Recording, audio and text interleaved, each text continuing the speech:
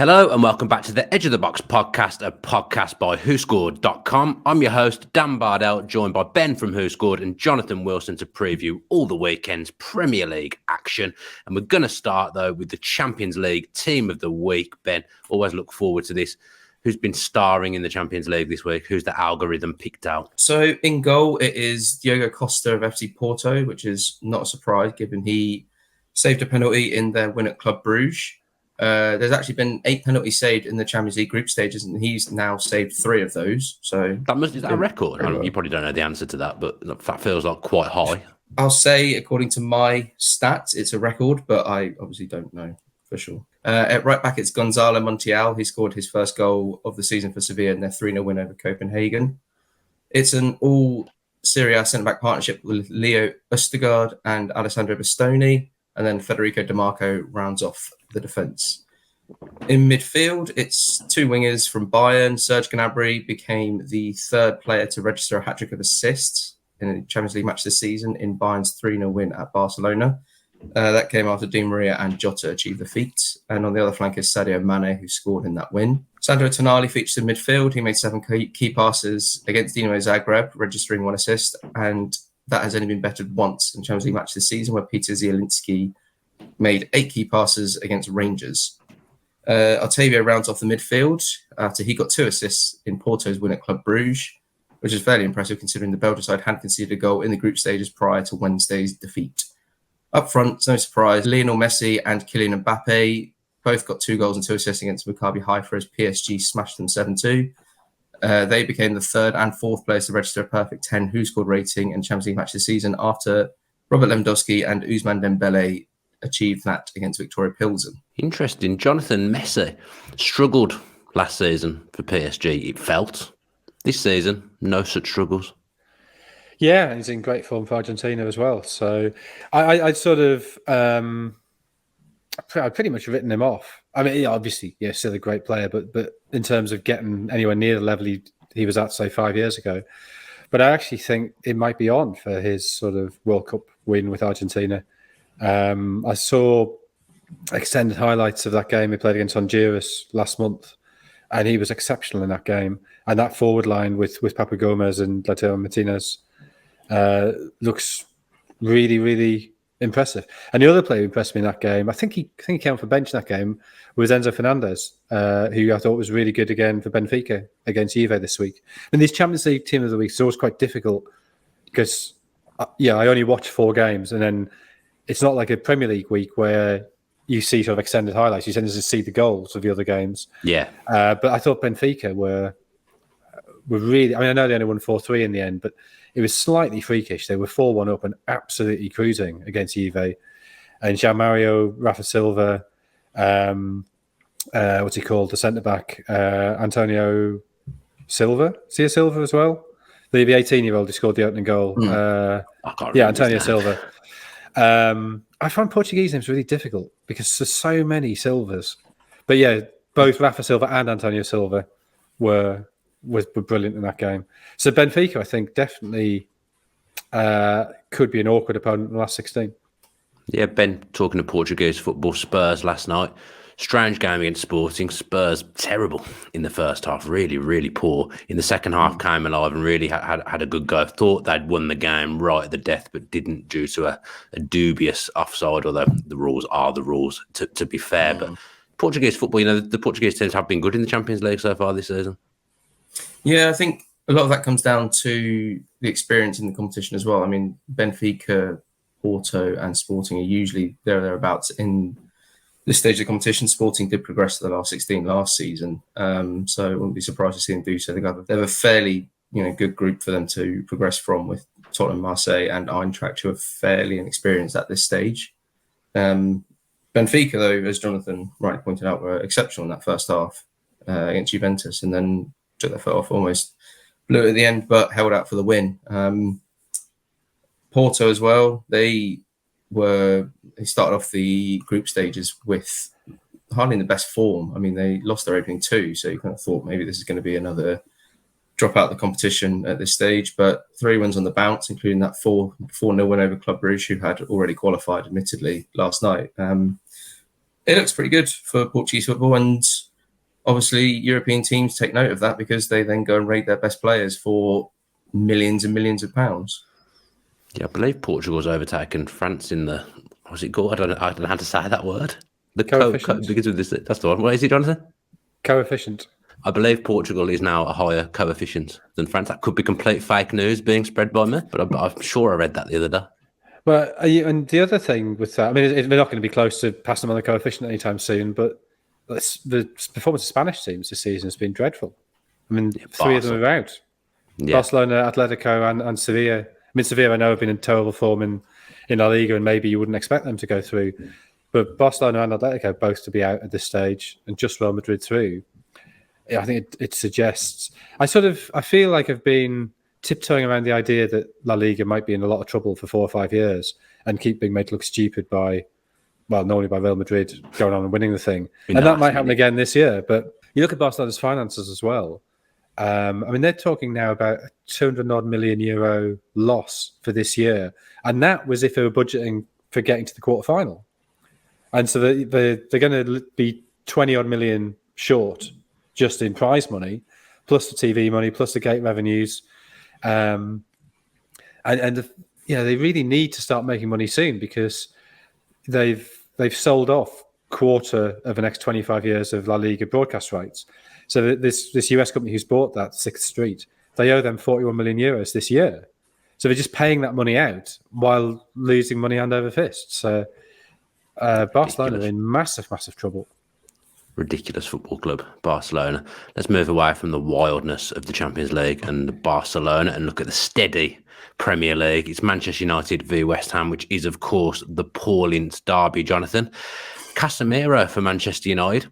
I mean, I say turning into a big player like it's a surprise, but we all know he was a big player. But he's making an impact in ways I didn't really expect him to for Manchester United. You know, he got an assist the other week. He's popping up with late goals now as well. He's making an impact in that midfield. Yeah, he is. I mean, I'd sort of, and again, this is maybe what happens when you sort of consume football in highlights rather than watching live games. And obviously, the amount of Real Madrid games I watched the full 90 minutes of was pretty limited. I hadn't realised how sort of involved he is. I sort of thought he was a player who essentially sat there and his skill was reading the game and being in the right place. Same. But I think he's made 3.1 tackles per game as well this season, which puts him 9th in the Premier League list. Plus, he's really getting forward to make tackles. And the big question about him, and the thing that I'd heard from Real Madrid, there were concerns fitness-wise over the last sort of year and a bit. I thought the fact that it took him 6 weeks before he really started to play for United, maybe that was something that they were discovering, that he wasn't quite at the physical level they were hoping. But he's pushing much higher up the pitch than I thought he would. I thought he was just a screen for the two centre-backs. But he's not. He's a much more combative midfielder than that. And I thought that game against Chelsea maybe wasn't the greatest spectacle, but it was one of those really fascinating games where you could see the tactical changes both coaches were making. You see how that had an impact. And that midfield ended up being very, very congested. And the two players who really stood out were Casemiro and Ruben Loftus-Cheek. Loftus-Cheek, obviously less eye-catching way because he didn't score the last-minute winner, but I think he still had something like an 81% pass completion rate in that game, which was way higher than, say, Jorginho, who you think of as being this sort of metronomic passer. You've seen the difference Casemiro's made to United, and I think it's been hugely positive for them in ways that I hadn't sort of foreseen. I think in a dream world, Manchester United fans would have maybe liked someone like Declan Rice, who they come up against this weekend. You've got some stats to compare the two players, Casemiro and Declan Rice, so far this season? Yeah, I mean, as Jonathan was saying about Casemiro's tackles, if you do that as per 90, because 4 of his appearances have been from the bench, he actually goes up to top if you put players to have made registered 250 minutes of action Premier League this season. So, I mean, he is still winning that ball fairly frequently and shielding that defence as you would expect from him. But he is, as Jonathan said, getting so high up the pitch. I mean, he's making 62 passes per 90, which is a decent return for. Admittedly, you want a player in that position to be making those passes. You win possession, you recycle possession effectively. But to be doing so high up the pitch is positive for United, because the issue was that they didn't have a player in midfield that would kind of win the ball and get it forward, whereas he is now not just winning the ball deep and getting it forward, he's winning the ball higher at the pitch. And that just sets United on the front foot quite quickly, which is a huge plus for them. I guess, Jonathan, maybe you weren't wrong with what you thought about him at Real Madrid, because you're playing a different system, playing at the base of a midfield with two eights in front of him. I guess your job's different to how they're kind of playing now, because I kind of look at Manchester United. They have two midfielders sitting deeper in Casemiro and Erik, and then Fernandes is playing as more of a number 10. I guess it's just the fact that Ten Hag's style of football maybe is different, that we're now seeing different things from Casemiro. Yeah, I mean, whether that's what Ten Hag wants to do or not, I think is another question. But certainly the way it's panned out, yeah, he is playing with a. I mean, I suppose both Modric and Kroos were capable of dropping in and sitting alongside him. But yeah, they played in advance of him. I mean, I was really surprised on Saturday that Eriksen started. I thought, given the opposition and given it was away, they played the more obviously defensive figure of Fred alongside Casemiro. Particularly given that had worked so well against Spurs. Given that's they played together for Brazil. I think they played 15 or 16 times together for Brazil, and Brazil have on a run of one defeat in 3 years, I think. To see Eriksen there, and I think the doubt about Eriksen in that role has been: is he aggressive enough? Does he win enough tackles? Does he put himself about enough? And yet, United in that first sort of half hour or so were significantly the better side. It definitely worked, and it was only after Potter had made his change, Chelsea gone to the diamond. So they then, having been overmanned in midfield, they had the extra man. It was only then that Ten Hag brought Fred on. He went to a diamond. And I guess that's the advantage of having for 4 high-class players. You can pick 3 of them and choose your balance as you want. You pick Eriksen if you want to be slightly more progressive, pick Fred if you want to be slightly more aggressive, or play both of them with Bruno Fernandes. As it turned out, play on the left of the diamond with Eriksen as number 10. If the opposition are playing 4 narrow in midfield and you need to match them, that United finally have a squad where those are, you've got a series of good players and you can choose the right ones for the situation, rather than sort of patching people together and it's sort of being a bit of a bodge job, make do and mend. Yeah, a bit of tactical flexibility for Manchester United. Now, they did bring McTominay on as well, and he impacted the game, albeit not in an entirely positive way. Ben, one thing that might impact Manchester United is that Varane, who is in tears, is probably going to be out for around 3 weeks. Lindelof and Martinez doesn't feel the most robust centre-half pairing in the world, especially probably against a physical side like West Ham, one of the more physical sides in the league. Yeah, I feel like if West Ham are going to get the better of them on Sunday, it will be to target that centre-back partnership, be it through Antonio or Scamacca, or even use both up against them. I was going to say, could they use both? I mean, admittedly, yeah, Martinez is very good in the air, but I mean, Scamacca is about 7 foot tall, whereas Martinez is sort of 2 foot shorter than him. It just doesn't strike confidence as it would, the same as it did with Varane there alongside Martinez. But then that's the risk that has come with Varane, in that his injury issues kind of cleared up towards the end of his time at Real Madrid, but at United they just seem to have flared up again. And it's a shame for United, because that was the makings of a really good centre-back partnership. I mean, you had the sort of aggressiveness of Martinez, that composure of Varane, but you do have the composure to an extent with Lindelof, but it's not the same quality of Varane. And then with Maguire injured as well, all that good work that's happened since Varane came into the side alongside Martinez could well come undone over the next couple of weeks. Fortunately, the World Cup is 3 game weeks away, so it's not a huge period of time that he's out for, and he won't miss sort of an extended period of time for United, which is a plus you'd have to say for Ten Hag. But again, if West Ham are going to come away with a result against United on Sunday, it'd be by Antonio or Scamacca, or both, targeting that centre-back partnership. Yeah, I think Maguire is back in training, isn't he? So, I presume this weekend's too soon for him to be back. But whether he then does play the other 2 league games, which from an England point of view, obviously would be something to get 2 games under his belt before Qatar. Where does Varane rate in terms of importance to Manchester United? If you had to pick a top 3 most important Manchester United players, would Varane be in that top 3, Jonathan? Yeah, I think he probably would be. That's actually a really difficult question because pretty much every United player you think, oh, he's quite good. Oh, but he does this. There's sort of question marks about all of them. Varane's only question mark really is his fitness. Is the fitness, he's a Rolls Royce of a defender. Yeah, I mean, I still think, and this is being very picky, I still think teams who press really well can unsettle him. And I think back to, when was it? 3 seasons ago when he played for Real Madrid at the Etihad and City absolutely destroyed him. So I mean, I guess no player is so good that they're not rattled by really good pressing. So maybe that's slightly unfair, but he sort of stood out that night as being somebody I thought was really good on the ball, really unflappable, being flapped.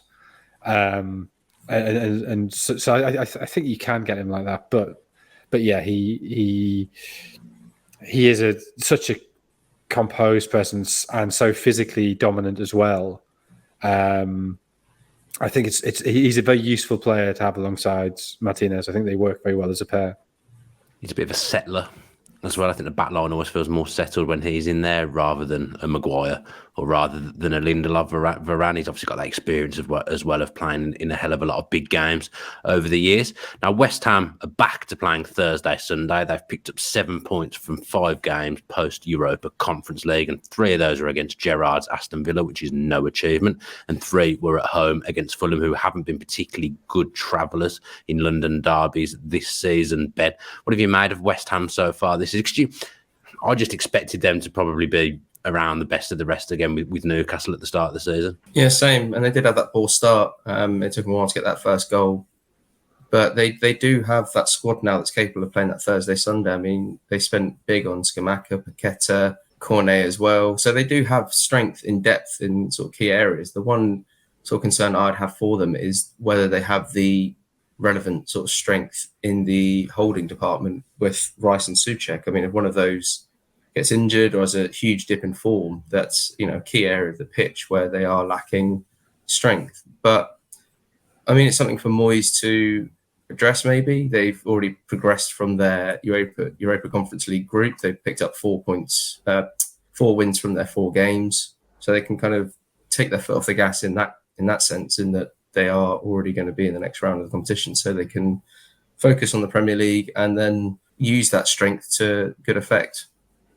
Yeah, Jonathan, I agree with so Ben. what was that stat? 7 points after some from 5 games after Conference League games. Yes, that was. Well, they've only got 14 points in total, so they're taking 7 points from 7 games, not after Conference League games. So they're actually better after Europe. It's a fair shout. That's a fair shout. I accept that the kind of the level of game that they've played. Yeah, I mean, Gerrard's Villa. Yeah, maybe does put an asterisk there. That was one of the worst football matches there's ever been in history, and Villa have had a few of them this season. Yeah, but anyway, my point being, I'm not fully convinced about the relevance of that stat, and also, yeah, this game United have also come off the back of a Conference League game, so and then squad wise, you're right. West Ham are way better this season than they were last. I think that was a real issue for them for finals or a couple of months of the season last year. Yeah, but the midfield's a valid point, isn't it? Because yes, they've got Flynn Downs. I can't protest to have seen too much of him other than Monday night this season so far, but obviously we're in for Onana, who ended up going to Everton. So obviously did want to strengthen that central midfield area with another big presence in that midfield. There is a lot of load on Souček and Rice, Jonathan. Yeah, there is. I mean, I guess their budget is not limitless. I think the obvious place where they needed to improve was centre forward. Scamacca and Cornet coming in have given them depth there. I guess after that, yeah, the next place was the back in midfield. I mean, I wonder whether they're sort of thinking Rice is likely to leave next summer. So rather than bringing in sort of a backup player in that position, you wait and you sort of keep your fingers crossed that they can keep both of them fit, and then you go a bit bigger and get a more long-term, higher caliber replacement next summer. What should West Ham be aiming for this season, Jonathan? Should they be aiming for that 7th place, maybe? Although Newcastle are having a good season so far, and try and get a trophy, maybe the Conference League. Yeah, I mean the Conference League, I guess, for all they had that great experience in Europe last season, it does feel like a step down from the Europa League. But on the other hand, those European nights, the big ones towards the end of the season, those were really special memories. I think people who were there will talk about those games for 20, 30, 40 years. They're as a fan, those are the nights you want, right? And often they sort of defy logic with certain games, just take on a significance. So when you come that close to winning the Europa League, I mean, getting to the semi-finals, I guess you look at the Conference League and you think, well, if we're that close in the Europa League, this is a slightly lower quality. Maybe we have got a very good chance in this. But it's very difficult, I think, to say that to name the place where they should be finishing in the Premier League, because you have the Big Six, you have Newcastle, but then you also have, and I think this is one of the features of the Premier League over the last 4 or 5 years, that middle class has really expanded. I mean, Villa, I know they've been dreadful this season, but they've spent a lot of money, and you've got teams a lot of money to be dreadful in those mid ranks. You are spending money. Who, I mean, Leicester have had those seasons where they look like they might get in the back-to-back seasons where they really could easily have got into the Champions League and didn't.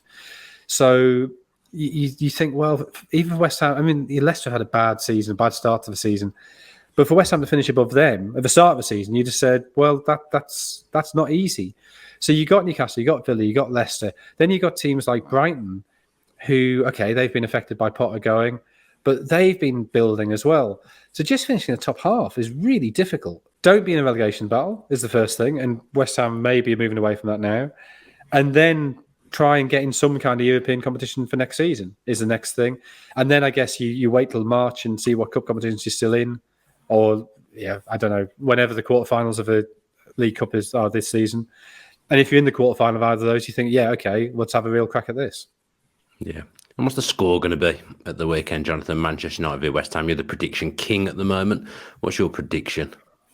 1-0 to Manchester United. 1-0 to Manchester United. Ben? 2-1 to Man United. 2-1 to Manchester United from me as well. Old Trafford becoming a bit of a happier place to play for Manchester United than it has been over recent years. Next up, it's Liverpool against Leeds in the Dominic Matteo derby. And Jonathan, Liverpool, just when you think they're coming back to some kind of semblance of form, they go and chuck it away to Nottingham Forest. Yeah, I mean, their away form this season is terrible. We're taking 2 points from 5 away games this season. The home form has been very good. 4 wins and 2 draws. I mean, I say very good. They look at that Brighton game and think that wasn't that good. That's the big difference. Home, they're the side they always were, and they're unbeaten at home in, 18 months or something. But away from home, those problems they've got have really been exposed. They'd got those 3 wins in a row. You thought, okay, they've settled down. Admittedly, the game against West Ham, they were pretty fortunate that West Ham missed the penalty. There's that late clearance off the line.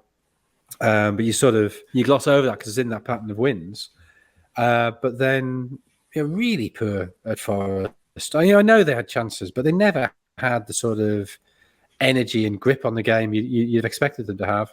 And it was one of those 1-0s where you could sort of see it coming a mile off. You could sort of, Liverpool aren't quite on it today, and Forest maybe have begun to sort themselves out at the back. Is injuries a viable excuse, Jonathan? They've got a hell of a lot of injuries at the moment, but they still should have enough to be beating Forest away, you would think. Even Villa and De Gerrard got a draw away at Forest. I mean, individual games, strange things happen.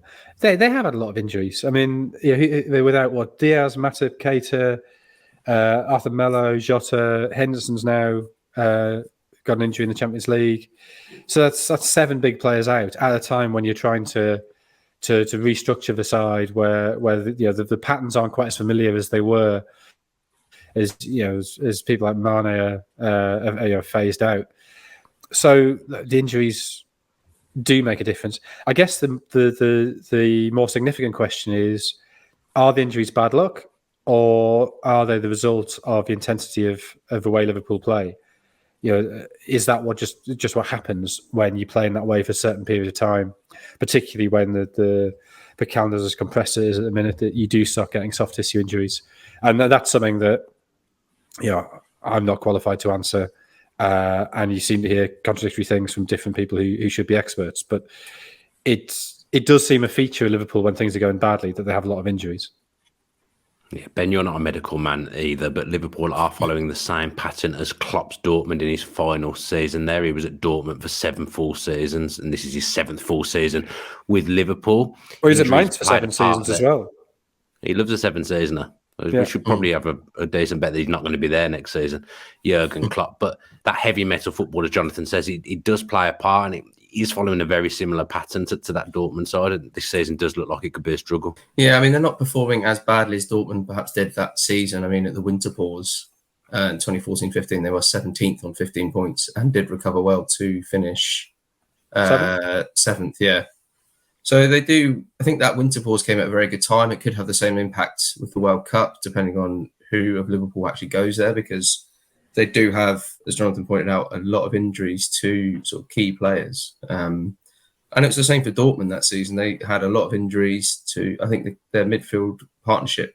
I can't remember who it is. I know Nuri Sahin was there, and he would have been a key player for Dortmund, but he was injured a fair bit.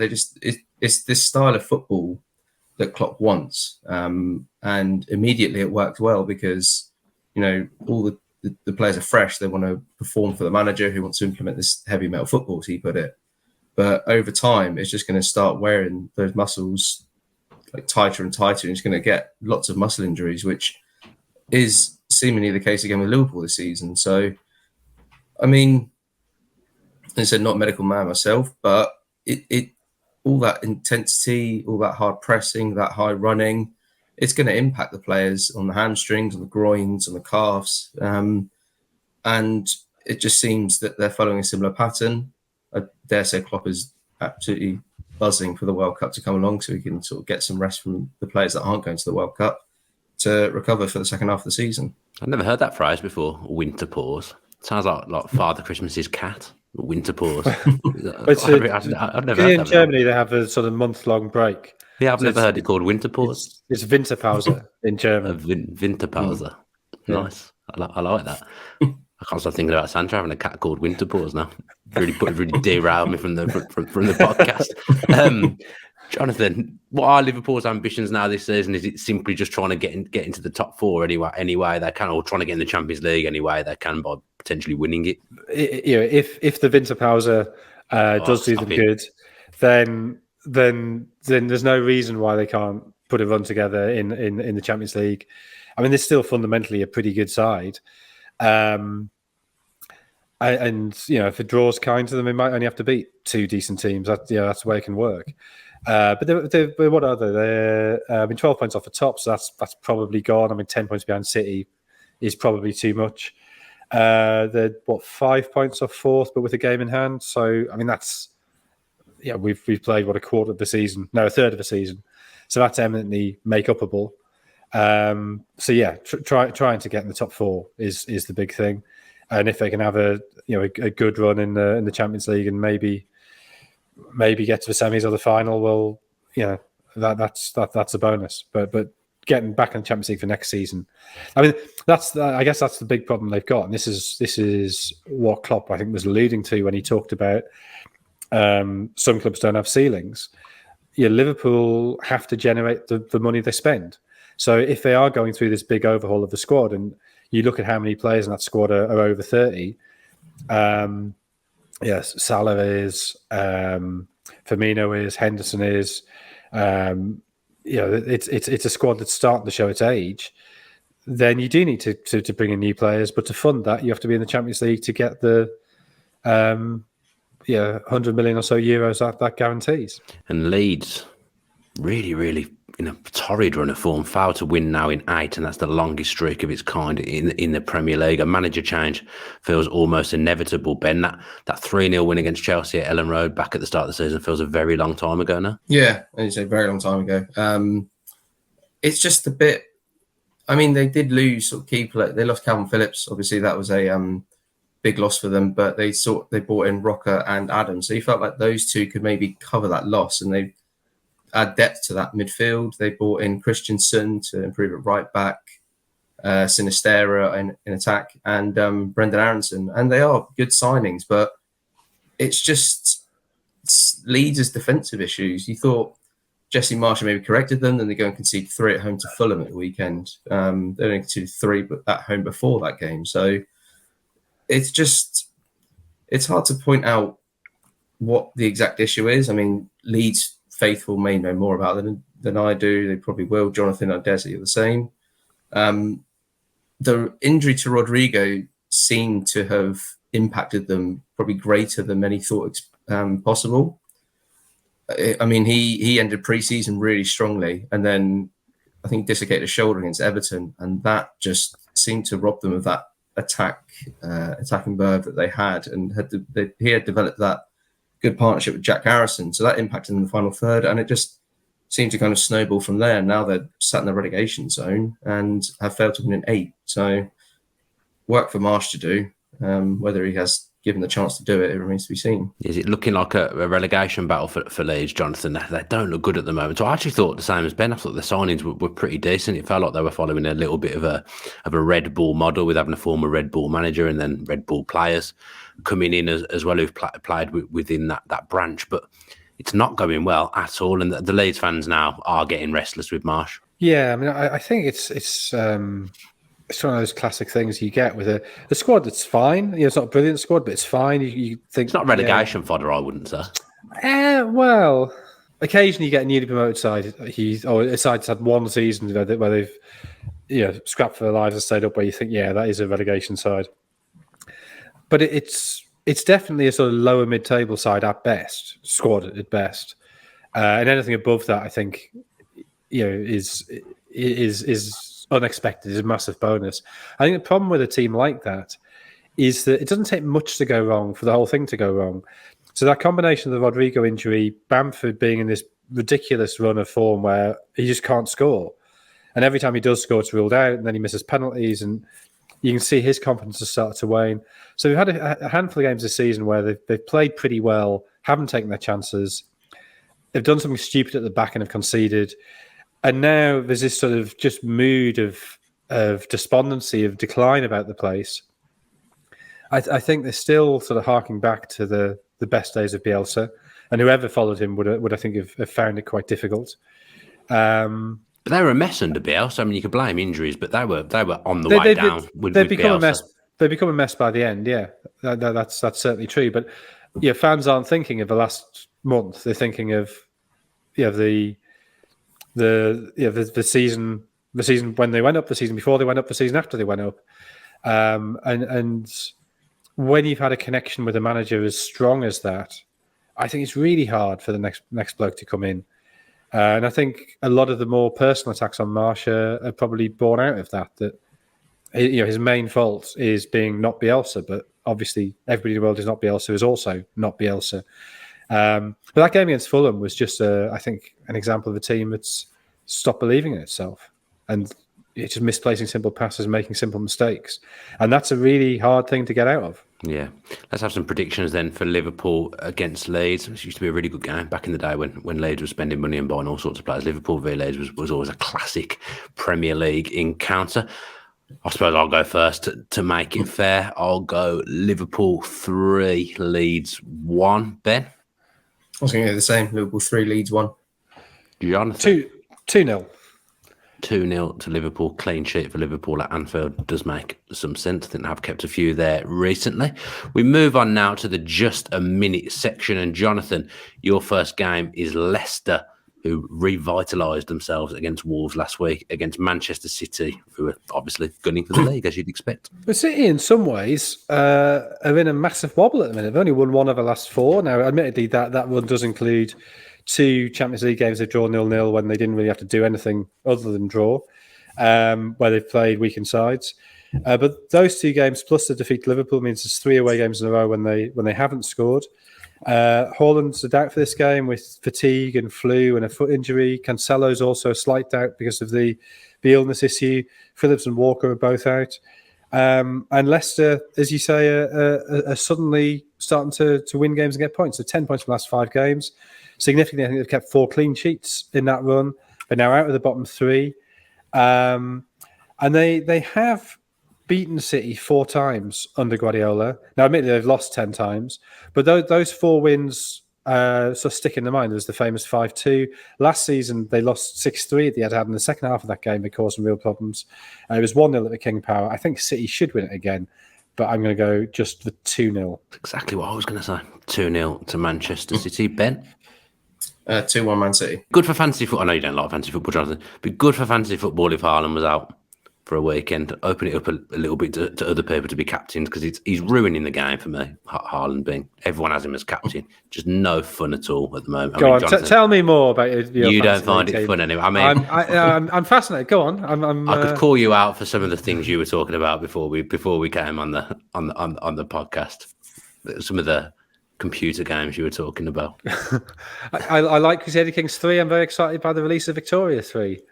I like the big sweeping strategy games. I don't talk about them incessantly. No. Some people like fantasy football. Some people like Victoria 3. We've all got different hobbies, Jonathan. And fantasy football is relevant to the realm of the podcast that we're in. I use the word realm because I thought you'd like it as well. Ben, Bournemouth against Tottenham for you. So after a bright start to life under Gary O'Neill, Bournemouth have lost back-to-back games to drop to 14th and they're now just 4 points above the relegation zone. Home form will be key for the Cherries this season. Even so, they have won only 2 of 6 games with Vitality and have one of the worst home records in the division. That being said, Bournemouth do have a solid record against Spurs on home turf. They picked up a positive result in 3 of their last 4 meetings with Tottenham on the South Coast, collecting 5 points in that run, though the sole defeat was a heavy 4-1 loss here back in 2018. O'Neill will be forced into at least 2 changes from that side that lost at West Ham on Monday night, with both Dominic Solanke and Neto forced off either side of half-time in East London, while Lloyd, Kelly and David Brooks are absent. Spurs have lost back-to-back league matches, dropping points at Manchester United and then falling to a first home defeat since April in a 2-1 loss to Newcastle last weekend. The North London side were denied a victory at the death on Wednesday to extend their winless run in August 3. They've collected 8 points on their travels this term, yet have lost 2 of the last 3 away matches. Richarlison and Dejan Kulusevski remain out for Tottenham, but Christian Romero and Pierre Højbjerg were back in midweek, which is a boost for them because they missed the loss to Newcastle. Conte may revert back to a 3-5-2 setup here, though may be tempted to continue with a 3-4-3 once more, either starting Lucas Moura in attack alongside Son and Kane or pushing Perisic into a more advanced role.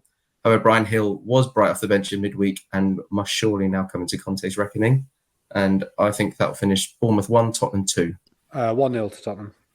Yeah, I was going to say as well, I've gone 1-0 for Tottenham as well. Next up for you, Jonathan, is Newcastle Aston Villa. But before you get into the just a minute section, just wanted to get your opinion on the Unai Emery appointment for Aston Villa Football Club. I think it's very good. I mean, there's a couple of caveats there. So he's never really done well outside of Spain. So his time at PSG, which is obviously a very, very difficult club to manage, didn't go well. His time at Arsenal probably wasn't as poor as people made it out to be at the time. But replacing Wenger was always going to be difficult. His time at Spartak Moscow, all kinds of things went wrong there. But again, difficult circumstances. But that is a potential issue that all the successes come in Spain. I think Villa's the right size of club for him. I think you look at where he's had success in Spain. It's been those teams just outside the elite, hovering on the fringes of the elite. I think we probably underappreciated him a bit when he was at Arsenal. So I'm looking forward to see him have another go in an environment that might be a bit more suited to him. What actually pleases me with it, one of the things, is that Newcastle actually wanted him as their number one appointment, and Newcastle have made a lot of really good decisions over the last 12 months, a lot of measured decisions. Now, I know Eddie Howe's gone in there and done very, very well for Newcastle, and he's the ideal and perfect manager for them. But the fact that they identified Emery as someone who they wanted to take them forward for their first steps of the journey, that encourages me a little bit, if that makes sense. Yeah, I mean, the other caveat, and this isn't an Emery issue, it's just I don't understand what Villa see themselves as being as a club when they apparently spoke to Tuchel, spoke to Brendan Rodgers, and spoke to Pochettino. Those are 3 very, very different managers to Emery. Now, you may say, despite spending all this money, they haven't had a plan up till now. They made a right mess of it, and they're starting again, and they want a figurehead to be the person to lead that process. So if it is sort of an almost a mission of failure over the last 3 or 4 years of spending, well, fair enough. But that would concern me. The hopping about from basically who are famous managers who we might be able to get, famous managers who are either out of work or potentially soon to be out of work.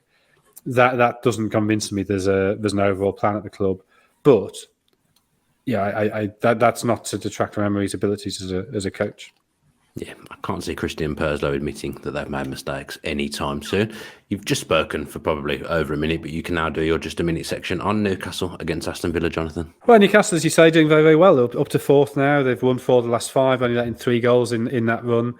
They had their statement win at Tottenham last week, although they do actually beat Tottenham quite a lot away. That's been the nature of that fixture, that the away team has won a lot over the last sort of 5 or 6 years.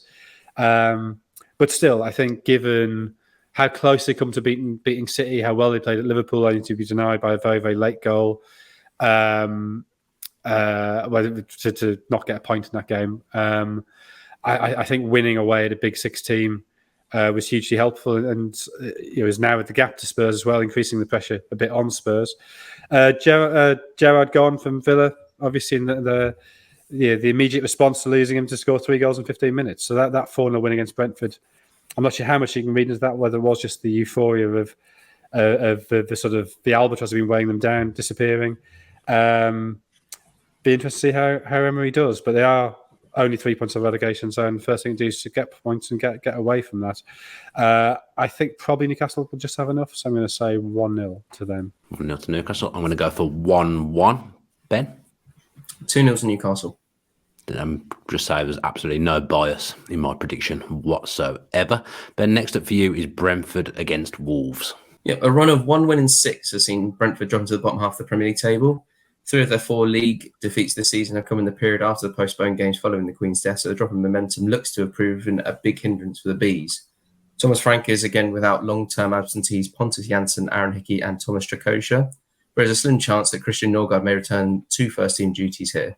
Frank may also consider a change in shape, having overseen a 4-0 hammering at the hands of Aston Villa last time out, as they conceded 3 times in the opening 15 minutes. That said, as Brentford look to get back on track, they face a hospitable opponent in Wolves. Steve Davis, like Frank, watched on helplessly as his Wolves side were battered 4-0 at Molineux by Leicester to leave his side mired in the relegation zone. The only reason they are not bottom is due to Nottingham Forest's inferior goal difference, but these are worrying times for Wolves, you feel. They scored fewer goals than any other team in the top 4 tiers of English football, with 5, and remain without attacking quartet Sasha Kaladzic, Raul Jimenez, Chiquinho and Pedro Neto, and they have the worst away record in division, picking up 1 point from 6 games. That said, they are unbeaten in their last 3 trips to Brentford, winning twice, including in this fixture last season. But Brentford will be confident maintaining an impressive form at the Brentford Community Stadium. So I'm going for Brentford to win 2-0. Same, 2-0 to Brentford. Jonathan? 1-1. 1-1. Interesting shout. Brighton v Chelsea for you, Jonathan. Graham Potter's returned to Brighton, and you wonder what sort of reception he'll get. I think there's quite a lot of frustration from Brighton fans that he did leave, that he did follow the economic imperative. But his start at Chelsea has been very impressive. 9 games, 6 wins, 3 draws. They're now 5th in the league, only 2 points behind Spurs. Got a game in hand on Newcastle in 4th. Got a lot of injuries going into this game, though. Kante out, Fofana out, Reece James out. Big doubt over Koulibaly as well. Brighton have only taken 2 points from 5 games since De Zerbi was appointed. They've been a little bit unlucky in that time. The defeat to City last week was the first of those 5 games which they haven't had the better XG, and that includes an away trip to Anfield and a game against Tottenham. They've got a load of injuries as well, but Lallana should be back or might be back. Both these games were 1-1 last season, and I think it's going to be 1-1 again. I'm going to go for 3-1 to Chelsea. Ben? 1-0 to Chelsea. 1-0 to Chelsea. Jonathan, Brighton, obviously De Zerbi haven't won a game yet in the Premier League. Are they going to find themselves having a relegation threatened season, Brighton, do you think? I don't think they should, because I think they actually played fine in those 5 games. Yeah, they're a good watch. It's a tough run of fixtures. And it was a game against Forest, wasn't it? Where they battered Forest, just couldn't score. So there's always a danger, particularly when a new manager comes in as a bad start, that confidence just disappears and they sort of get sucked down. But I think they've played well enough in those games to sort of suggest that the results will start to come. The problem they've always had, though. They just don't take chances. And that was a problem under Potter, and they had these long runs without winning under Potter as well. But it is problematic when it is a new manager and his first games that he doesn't have credit in the bank, and fans maybe are starting to doubt him. But I think if you've watched those, I mean, the City game, what happens against City is almost irrelevant. The previous 4 games, there was enough there to think this should be okay. And it's a horrible start, in your first 6 games to get Liverpool and City away, Tottenham and Chelsea. I mean, that's as tough a run as you'll ever get. Yeah, not the best of starts for De Zerbi there, but a bit of a harsh start. Palace v Saints is up for you to preview now, Ben. Crystal Palace's winners run at Goodison Park extended to 8 games last weekend as they fell to a 3-0 loss at Everton. The Eagles are sat 13th on 13 points ahead of this weekend's games, but while they are yet to win a game on the road, picking up 3 points from the 5 matches on their travels, Palace have been solid at Selhurst Park. They have won 3 of their last 5 in South London, with their sole loss in that run coming against Chelsea at the beginning of October, and that was following a late Conor Gallagher goal. In a boost for Patrick Vieira, Cheikh Doucouré returns from a ban, the summer signing having missed the loss at Everton, and his absence was certainly felt. The former Lens man should return to the midfield on home turf, with Jordan Ayew or Luka Milivojevic dropping out. Jack Butland, James McArthur, Chris Richards and Nathaniel Klein remain sidelined due to injury. Just as the pressure started to build on Ralph Hasenhüttl, Southampton are now unbeaten 3, which includes a solid 1-1 draw with league leaders Arsenal on Saturday. A 1-0 win at rivals Bournemouth last week ended a 3-game losing streak of the road, and they have a decent record at Selhurst Park, winning 3 and drawing 1 of their last 5 trips to the capital. Ainsley Maitland-Niles missed the draw with Arsenal due as he was unable to face his parent club, while Romeo Lavia will hope to make his first appearance since the end of August this weekend. Fellow summer arrival Armel Bella-Kotchap is sidelined until next month, while Tino Livramento is a long-term absentee for the South Coast side. I think that'll be 1-1 draw at Selhurst Park. I keep going for what I was going to predict, Ben. I was going to go for 1-1 as well. I'll stay with it. Jonathan? I can't hear you, Jonathan. 1-0 to Palace. 1-0 to Palace. I really enjoyed the footballer's apology by putting the hand on it. that was very, very enjoyable. Jonathan, you've got Arsenal Forest to finish on. League leaders, Arsenal. Yeah, I think there maybe some fears about Arsenal that they looked a little bit leggy in that draw at Southampton in the second half. Having played well in the first half, they sort of let it slip in the second. But they had won 13 of their 14 games before that. So, yeah, they're really not in a position where they should be stressing about anything at the moment. Smith Rowe, Zinchenko, and then he's still all out for them. Forest, I think, starting to just look like they're moving to a bit of form. Maybe as Cooper gets used to this squad and starts to fit together all these new parts. They've taken 5 points from the last 4 games, 3 clean sheets in a row. The worry is scoring goals. They've only got 2 goals in the last 5, but maybe that is the way you have to do it and get the defence sorted first. They're one of 3 teams now on 9 points at the bottom of the table. They've got 5 players out. How significant that is, I don't think anybody, including Steve Cooper, really knows. Forest did beat Arsenal in the Cup last January and also in 2018. Their last win in the league away to Arsenal was as long ago as March 1989. I don't think they're going to improve that this time. I'm going to say 2-0. I'm going to go 3-0 to Arsenal. Ben? 3-1 to Arsenal. 3-1 to Arsenal. You have Forest down to score. Then the final game in just a minute for you is Fulham against Everton. Following a 3-game winless run, back-to-back wins over Villa and Leeds has lifted the mood in the Fulham camp as they come to what they will see as a very winnable fixture. Marcus Silva faces off against his former employers on home turf, and so does with Dan James available. He missed the victory at Ellen Road last weekend and is unable to face his parent club, while Silva hopes to have Kenny Tete available for selection. However, summer rivals Manuel Solomon and Laban Kazawa sit out Saturday's welcome of Everton. Fulham have won 3 of their 6 home league matches at Graham Cottage this season, but have the best record against the Toffees. The West London outfit have won only 1 of their last 5 home league meetings with Everton. Frank Lampard's side ended a 3-game losing run in style on Saturday afternoon as they eased to a 3-0 win over Crystal Palace. Their record on the road since last September has been poor to say the least, as they've won only 2 of their last 21 matches on the road. Though one of those 2 victories did come at Southampton at the beginning of October. Everton don't have any fresh injury worries for their evening game at Fulham, with Yerry Mina, Andros Townsend and Ben Godfrey all long-term absentees. Nathan Patson has a chance of making the squad, having recently returned to training. However, Lampard may resist the urge to use him from the outset. Dominic Calvert-Lewin marked his second league start of the season with a goal against Crystal Palace at the weekend, and his return to fitness is a timely boost. He scored twice when these two last met at Craven Cottage back in 2020, so a positive for Lampard there. However, I think Fulham will beat Everton 2-1. Bloody hell, Ben. 2-1 to Fulham as well. For me, I think Marco Silva will want to get one over his old club, sorry, Jonathan? 1-1. 1-1. It's predicting the same things that I'm about to say, Ben. Ruining the game. Do you want to give an update on the league table? That's the horrific scenes that are the WhoScored predictions table at the moment. Yeah, so after last week's disaster by Dan, he only got 1 point at the weekend. That was from Man City's 4-1 win over Brighton. 3-1 win. 3-1 wins. Only Sorry. 1 point. What did I get? You predicted 4-1 and Man City won 3-1. So you got 1 point. Is that the only result I got right across the whole weekend? Yep. Oh my God. Okay. Work to do. WhoScored got 7 points. We got the correct outcome from City, Brighton, and correct score for Chelsea, Man United, and West Ham, Bournemouth. But Jonathan extended his lead at the top to 13 points as he got 3 correct scores and 1 correct result. And that leaves him 20 points ahead of Dan now. Been too outlandish. I've had some wild prediction lists today. I felt a bit more steadier, although all my predictions were pretty much the same as yours, Ben. But yeah, I've been too wild with my predictions so far.